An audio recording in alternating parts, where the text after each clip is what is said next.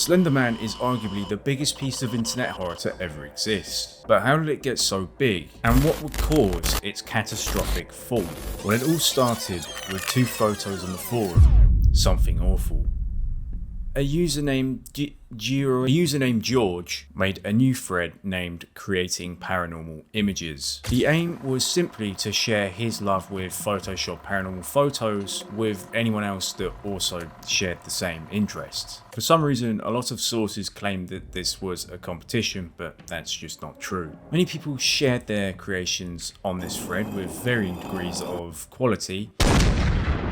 But it would not be until June 10th where we would get a post from Eric Knudsen, better known online as Victor Surge. When I started doing the posts and the pictures, I was just impressed that the people in the thread itself thought it was really cool and interesting, and really never expected it to go out of the thread. So what about the rest of the lore? Where did all that come from? Well, before answering that, and no, this is not a sponsor, we need to look at why this post would blow up in the first place. To describe his motives is like impossible, because that's the whole point. He's like an open source creature.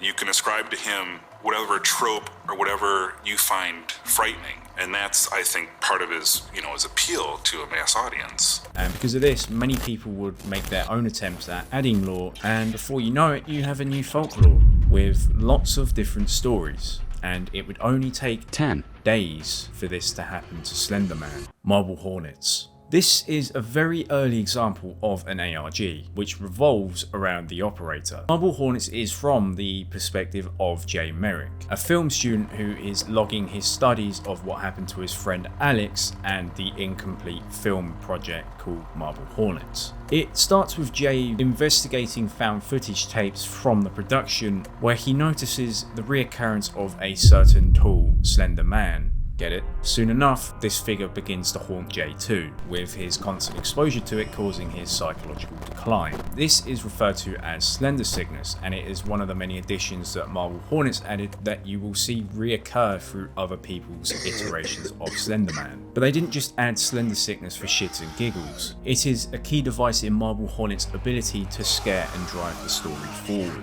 The problem with the operator is that his inability to be fought or defeated makes him a tricky topic. For a 3-part horror series, how do you keep an audience invested for a monster that doesn't change? Well, you make the characters change instead. In this version, Slender causes psychotic decline to the people around him, distorts cameras, causes time to seemingly disappear with severe memory loss, and he also leaves a very nice symbol wherever he's been to remind you that you aren't safe. We might not be able to experience what Jay feels through Slender Sickness, but all of these additions help us understand it better, giving us the tension we need to stay hooked to a monster which realistically just appears sometimes and then fucks off.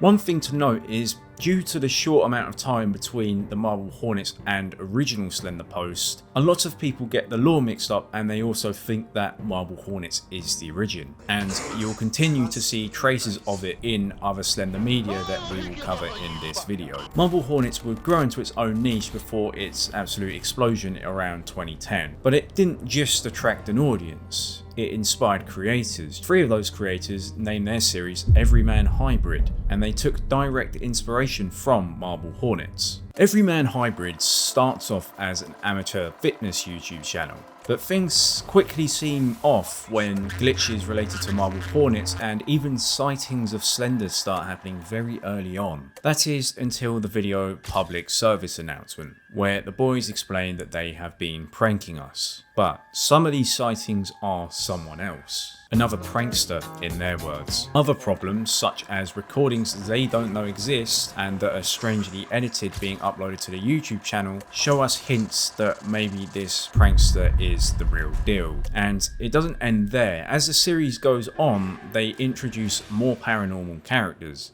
Habit, a possession entity that can make its victims do some interesting things. and the Rake a physical blood and flesh threat. Slenderman was no longer the only monster. He was now part of an ecosystem with multiple different threats. And this stuck for a fair chunk of the Slenderverse, something that we will very briefly cover later. And it also meant, although the boys knew about Slender from Marble Hornets, they still didn't stand a chance. One of the most interesting concepts of this ARG is that it ends in a loop. The characters die, they then forgive each other for killing each other, and then they move on to be reborn into the exact same loop. Once you're haunted by the Slenderman, there is no escape. Both EverymanHYBRID and Marble Hornets will drive a lot of inspiration into a lot of ARGs, and I mean a lot. Known as the Slenderverse, all these ARGs take some kind of inspiration from the original lore and then Marble Hornets or EverymanHYBRID. I could spend hours talking about them, but I think what is important has been covered within the two ARGs we just looked at. The 8 Pages.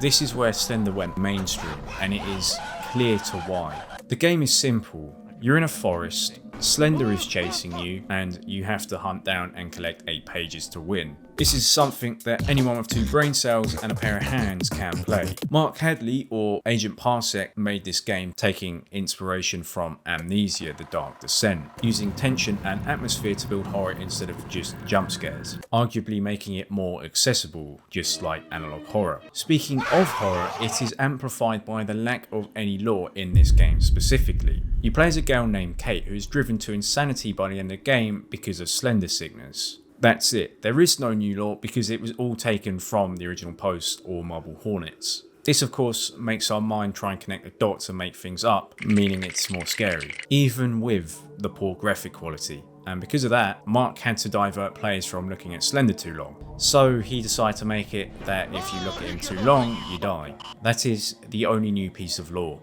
This game was released as freeware on June 26, 2012 and had a single YouTube release trailer. It's hard to know how popular the game was upon its initial release because it would only take a week for PewDiePie to make a video on it due to his ties with the horror Let's Play community at the time. The unpredictability and random spawns of the Slender AI made his reactions all the more real and funny, and by summer 2012 PewDiePie's audience had already rapidly grown from 60k to 1 million subscribers, and of course, as mentioned, these were all fans of horror, but just not quite the same niche as Slender. So basically, PewDiePie introduced the right audience to Slender. These people would go on to download the game, play it, and then share it to their friends to see if their friends would have the same reaction as PewDiePie did. It's hard to grasp how big the game was at the time. I was about 6 or 7 years old, no joke intended there, I actually was, and literally everyone was talking about it. You could not escape Slenderman. Other YouTubers in similar scenes such as Markiplier would go on to play the game as well, further pushing it into a vaster audience. By late 2012, Slender: The 8 Pages had roughly 2 million downloads, and it was so big we had TV host Conan O'Brien play it on his bit Clueless Gamer. Slender: The 8 Pages would also receive great reviews from IGN, IndieWire,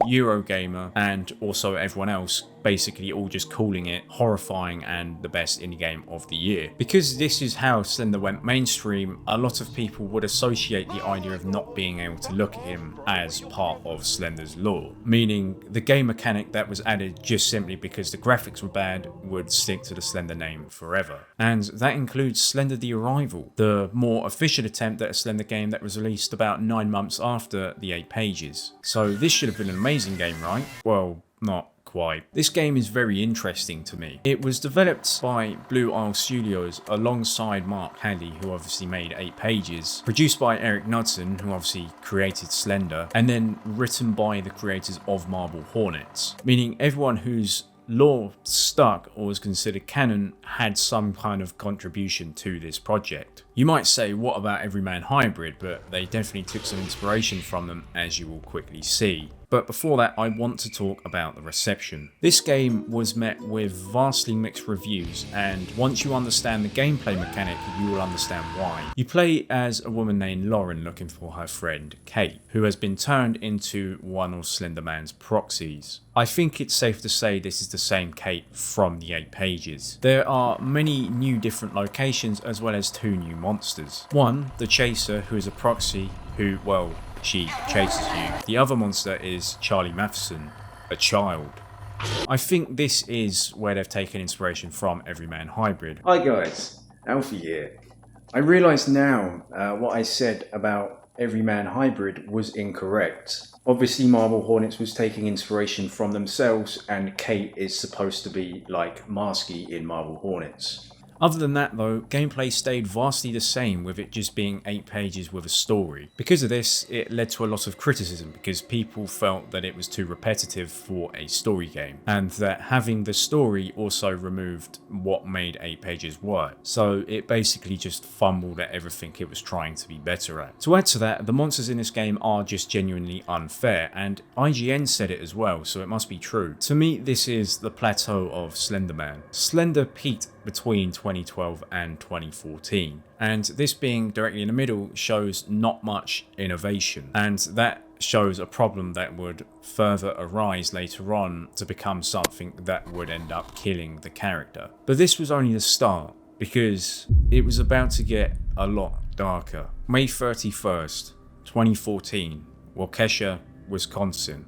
Two 12-year-olds lured their also 12-year-old friend into the woods at a local park, where they would proceed to stab her 19 times in an attempt to sacrifice her to the Slenderman. Their obsession with the monster had started the year before, right around Slender's peak, and they would both end up believing the character was real and that he would hurt them if they did not proceed with this sacrifice. One of the girls would later on be diagnosed with schizophrenia. In 2017, they'd be sent to 25 years and 40 years in mental health institutions, though they would not serve these sentences fully, as one would be given a heavily monitored release in 2021 and the other moved to a group home in 2025. The victim would go on to survive these stabbings and live her life. I don't want to go too much into what happened here because I'm not a true crime channel, but what I do want to do is describe the huge effect this had on Slenderman. This would be the first time that a news channel would cover anything related to an internet monster. Victor Surge would release a statement sending his condolences. Alongside this would be a debate that would spark on whether Slenderman was vicious or just a piece of fictional writing. And this was amplified by the exact thing that made Slenderman great. There was no true lore, and that literally anyone could write anything about this character. So it means that no one really knows what the two child suspects saw, but someone could have used Slender to make very dark manipulative material. And this would unfortunately push Slender to a much more edgy character, with people taking advantage of this. This is an image that Slender would never really shake off, and it is a hard subject for a lot of people. This symbolises the start of Slenderman's true decline, with the stabbings constantly being reminded to us. For example, in 2016, 2 years after the stabbings, and 1 year after the Marble Hornets crew released an absolute flopper of a film, we got Beware the Slenderman. This was a 2-hour documentary by HBO talking just about the Slender stabbings. It was set up in the same way as a true crime or a massive political scandal, further demonising the character than it already was by the mainstream news outlets the few years prior. And of course, the stabbing case and trials were still happening and open at this point as well. I think this documentary shows how prevalent the stabbings were at the time, and how anything mainstream about Slender was negative or focused just on this. It was basically the same as the whole video games cause violence movement. It would also be around this time that Slender's mainstream notoriety would spark the interest of Hollywood. You might remember the rise and fall of analog horror. In that video I stated that when analog horror went mainstream, it pulled in a group of audience and creators that either didn't understand what made the genre work, or people that were capitalizing off it and just using it as a cheap cash grab, eventually ruining it. I go back to this because I believe that Slender had a similar fate beyond this point. There are a few Slender movies, but none of them quite have the same notoriety as Sony's 2018 movie, Slenderman. Why is that? Well, Slender was still a touchy topic, meaning it was bound to be controversial. But of course, this was Sony's one and only chance to profitize off of this character, so they didn't care. Yet. The film is about 4 girls who seek to debunk the Slenderman urban legend by performing some kind of online ritual. This causes one of them to disappear a few weeks later. They eventually try to summon him to reverse the curse, because obviously that always works, and then one of them opens their eyes and proceeds to get slender sickness off it. And then finally someone dissolves into a tree, sacrificing themselves to save a girl that wasn't actually there. It uses a lot of the lore from the original Slender mythos and Marble Hornets, but it twists it to make it work for its own plot, which some people didn't like, but I think we have bigger fish to fry here. Like I said, Slender was still a very controversial topic, and this film was no exception. But I think what really finished it off was the fact they used 4 young teenage girls. It was like they're trying to recall back to the stabbings. The trailer showed hints at there being a fair bit of gore, with a girl stabbing herself in the eye and another walking out the forest with blood coming out of her mouth, and I think that is what caught the attention for everyone. One of the stabbers' dads even came out and said that it was horribly distasteful and an exploitation of a tragedy. What would eventually happen is Sony panicking and cutting a lot of the content, making it a mediocre PG-13, which would be very disjointed and wouldn't even make sense at times. Did you know that in Slenderman, many mistakes were made by the production crew, such as writing the script, filming the movie,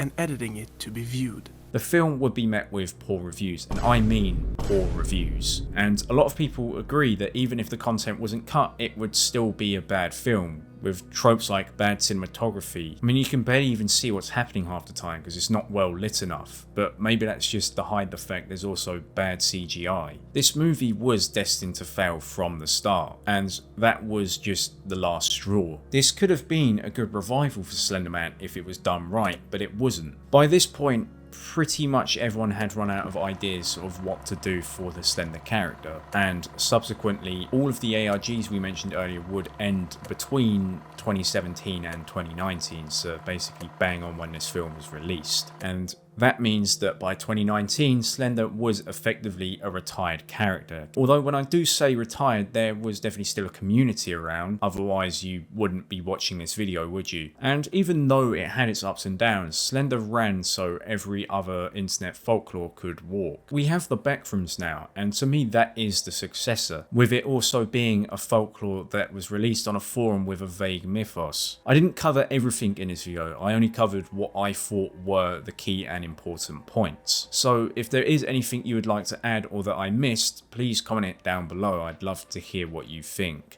Anyways, thanks for watching.